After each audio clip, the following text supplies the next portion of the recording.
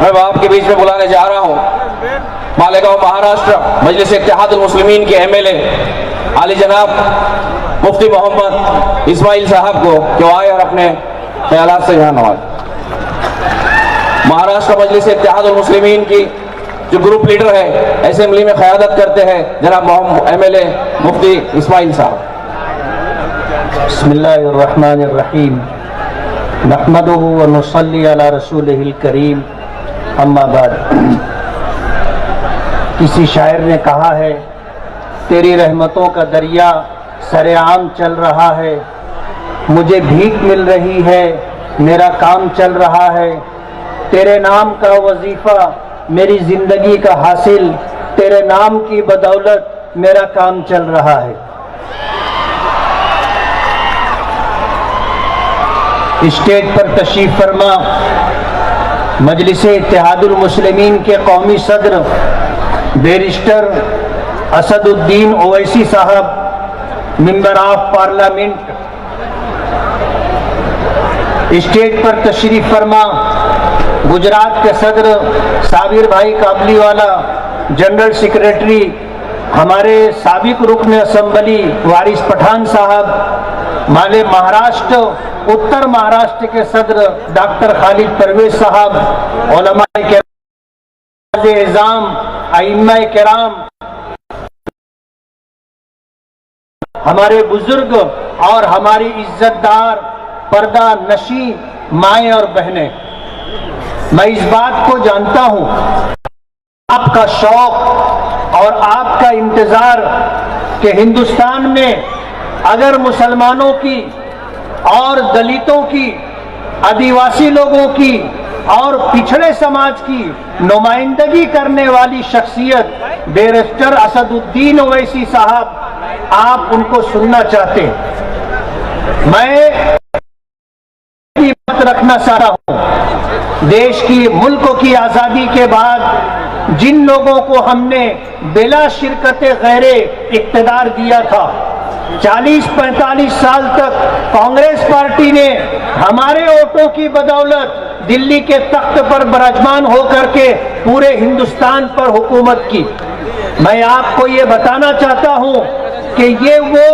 Congress party ہے جس نے مسلمانوں میں کبھی کسی قیادت کو پنپنے نہیں دیا۔ ہندوستان میں ہم سرکاری اعداد و شمار کے مطابق 18 اور 20 کروڑ کی تعداد میں ہیں، جبکہ صحیح اعداد و شمار اگر آپ دیکھیں ہماری تعداد 25 کروڑ سے زیادہ ہے۔ لیکن اس ملک میں سیاسی طور پر مسلمانوں کو بے وزن کرنے کے لیے کانگریس پارٹی نے جو پالیسی بنائی،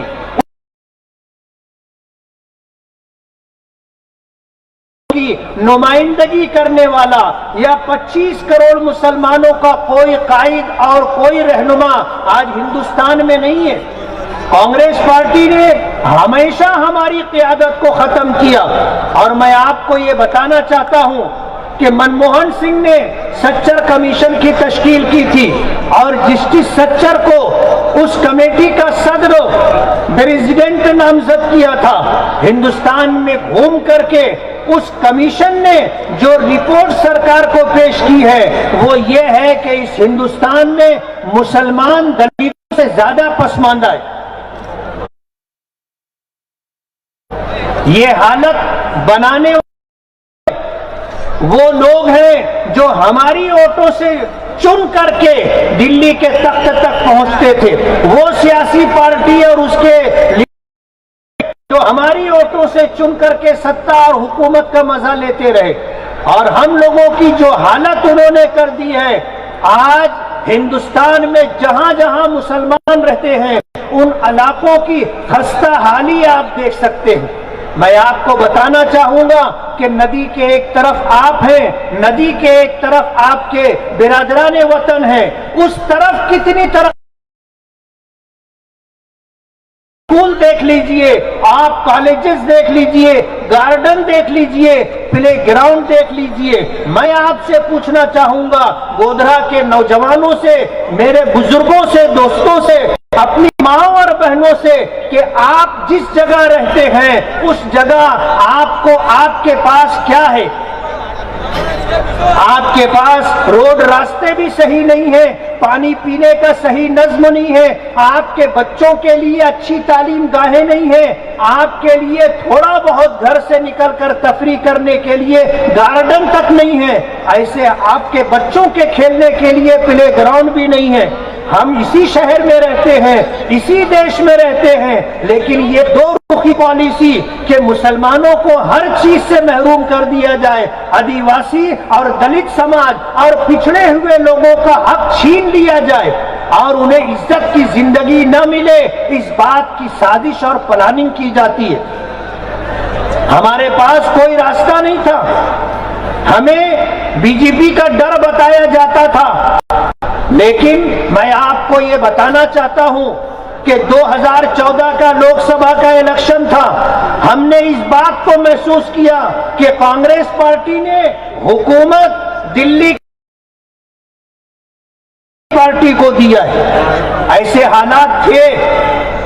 जो काम आज खुलेआम बीजेपी कर रही है उसकी पूरी तैयारी और सारे फाइल कांग्रेस ने तैयार करके रखे थे, सारा मुसव्वदा सारी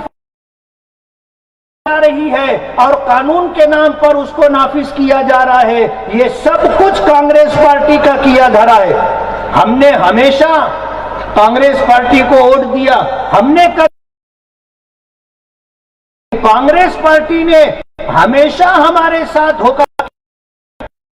हमारा हक देने के लिए वो तैयार नहीं। खस्ता हाली, हमारी तबाही और बर्बादी की जिम्मेदार कांग्रेस पार्टी है। हमारे पास कोई ऑप्शन नहीं था, कोई मुतबादिल नहीं था, हम जाएं तो किधर जाएं। अल्लाह सलामत रखे बैरिस्टर असदुद्दीन ओवैसी साहब को, उम्र में बरकत दे, हौसलों और तवानाई में अल्लाह बरकत अता फरमाए और जिस तरह शेर दिल रह करके पार्लियामेंट में इस मुल्क में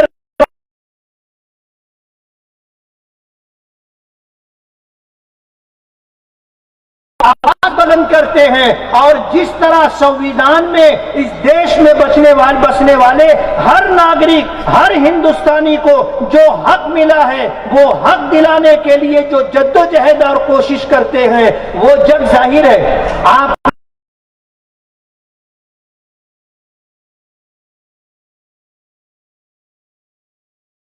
है और फिरका परस्तों की आंख में आंख डाल करके आपके लिए बात करता है तो वो बैरिस्टर असदुद्दीन ओवैसी साहब दिल मजलिसे इत्तेहादुल मुस्लिमीन है और मजलिसे इत्तेहादुल मुस्लिमीन के कायद बैरिस्टर असदुद्दीन ओवैसी साहब। अल्लाह ने किसी चीज की कमी नहीं रखी है, सब कुछ अल्लाह ने दिया है, हम इस पर अल्लाह के शुक्रगुजार हैं। क्या तड़प थी, क्या दर्द था, कौन सी बात थी कि अपने चैन सुकून से अपने घर में रहते हुए निकल करके और खौफ की सियासत हमारे ऊपर मुसल्लत कर दी गई है, उसे फाड़ करके, उसे हटा करके आपको आगे आना होगा। हम अल्लाह की जात पर ईमान रखने वाले, अल्लाह के रसूल पर ईमान रखने वाले, कुरान करीम पर, तकदीर पर ईमान रखने वाले, एक अल्लाह से डरने वाले, आज हम कितने लोगों से डर रहे हैं। ये डर का माहौल आप चाहता हूं कि जो कौम है उसके फैसले दूसरे लोग करते। आज हमारे साथ जो हो रहा है कि हमें डरा करके, हमें धमका करके